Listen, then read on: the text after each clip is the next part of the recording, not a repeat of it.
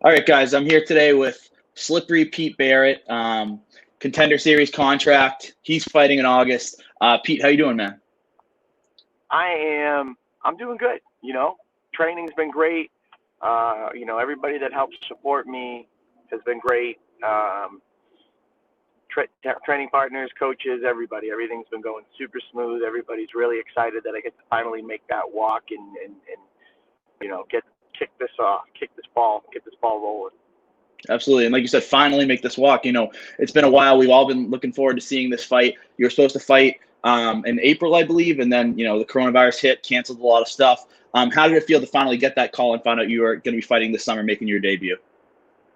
Oh, I mean, once I it feels great. We reached out, we started seeing all the events go off, and I knew that they were looking for guys because guys were fighting back to back, twice in a month sometimes. Not necessarily a calendar month, but I've seen guys, I think, fight 1 week and then 3 weeks later they're weighing in and fighting again. So that tells me that they're looking for fighters. So as soon as I could get into fight shape and get on weight, I knew that we were going to be able to make this work. And so did you reach out, did your management team reach out saying, hey, Pete's looking for his debut? Did they reach out? What happened?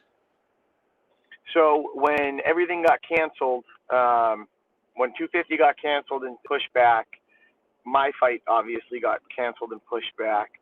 And then they tried to reschedule me for the Wednesday after 250 at the Apex.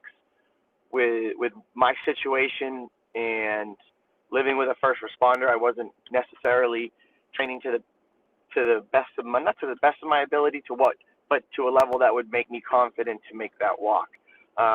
Once everything kind of started going back to normal at the hospital for my girlfriend, then I was able to safely, come up with a protocol so I'm able to train and minimize any sort of like cross-contamination, I guess, for like lack of a better term. But we just didn't know what we were dealing with. And now that we do, I'm able to train. And to get back to the point of the question, I wasn't ready to fight when they wanted to reschedule me, so it was left up to us to get back in touch with them when I was ready. And we called up.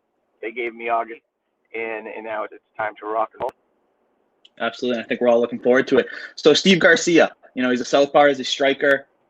How do you feel about this opponent? I feel awesome. I mean, Danny Henry was an orthodox striker. Steve Garcia is a southpaw striker. I'm a southpaw as well, in case anybody wasn't aware of that, but I do really well against southpaws. I train with southpaws. If you want to see like my most recent work with a southpaw, it was Zach DeSabatini right before I left regional circuit for Cage Titans before going to the Contender, and he lasted all about 4 minutes. So I'm really excited for this fight. It gives me a whole array of weapons that I don't normally get to use when I fight orthodox fighters. So, expect a high-pace, aggressive, violent Muay Thai exhibition on August 8th. That's my game plan. Awesome. And so, living in Massachusetts, being a Massachusetts guy, training must be hard. I mean, gyms just opened, 3 or 4 days ago. Most gyms, you train at you train at Lozon's. I mean, most of those have been closed. How has this training camp worked, and how different is it than usual? Yeah, everybody's closed. My strength and conditioning coach was actually the first to be able to open up because he has under X amount of members and it qualified as a studio or something or other, some definition in Massachusetts. I don't know. He was able to open up. So that was the first place. All along, we were training small groups for jiu-jitsu, small groups for striking. I pretty much completed a gym in my basement so I could make sure I had a place to train. So I've got, mats, heavy bag, area to move around. But like I said earlier, as soon as I kind of had an idea of what we were dealing with coming from the hospital, I was able to start reaching out to my teammates and training partners to get the work that I needed. Awesome. And so, take us back. You've had a little bit of time to, take in the Contender Series fight. And, does it feel real that you're going to be making your debut in a month? I mean, does it feel real that you're a UFC fighter right now? Oh, absolutely, man. I've been waiting for this. We tried to get on the Boston card right after the Contender, and it just didn't work out. So there was another opportunity. They sent me a fight at lightweight, but we said no. We really want to fight featherweight. They gave me the permission, but they said they gave me the blessing on the Contender that if I could make featherweight, then that's where I'll fight. So we had to pull in, had a little discipline there, not just jump at that first opportunity. And then Danny Head came. So patience is a virtue, and I've had a lot of it, and I've worked on it. So now I'm itching to get in there and get my first head. Absolutely. And so you've spent most of your career at lightweight. Why the move to featherweight? So I've actually spent it's been 50-50. Featherweight's where I belong at this level. What I was doing locally was finding other featherweights and getting them to fight me at 150 or 155, so we didn't have to kill each other with a weight cut. It kind of have the ability to put on a better fight, be better prepared, not suck so much weight. So a lot of the guys that I fought bounced between featherweight and lightweight, and where I was on the local scene,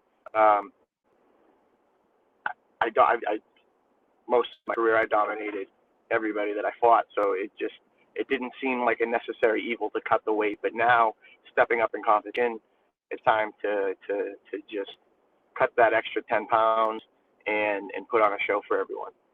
Absolutely. And so speak on Cage Titans. I mean, you're one of, a couple of recent UFC guys. You look at Randy Costa, you look at Manny Bermudez was in UFC, Tony Gravely's fought in Cage Titans once or twice. I mean, this promotion has made strides in New England. I mean, speak on Cage Titans. Yeah, I mean, Mike Poirier does a great job. Little backstory on them is he started fighting when he was younger, realized what kind of a shit job everybody was doing that was on the MMA scene. They were just like sleazy used car salesman type guys, like not paying people when they fought, waiting for the next show, paying people from the last show with the money from that show, like just a shit show. And Mike wanted to do it better, and he started. Just do you have any prediction for August 8th? Oh, absolutely. Steve Garcia is going to sleep. He's missed weight 2 out of the last 3 times. He gasses in the first round. He's predictably unpredictable. He doesn't set anything up. He doesn't check low kicks. You guys are going to be in store for some nice Muay Thai, some savage elbows, some big knees. Look up Zach D17. That kid ate like 15 knees that he never should have taken and should have been called after the first 2. It's going to be more of the same. Highly calculated violence. I'm taking that kid's head off and I'm putting it on Dana White's lap. Awesome, Pete. I think we're all looking forward to it, especially us all in New England. We're all looking forward to seeing you in the UFC. Wishing you the best, and good luck in training camp, man. Thank you so much, and I appreciate you having me on. Absolutely, man. Thank you, Pete. Thank you.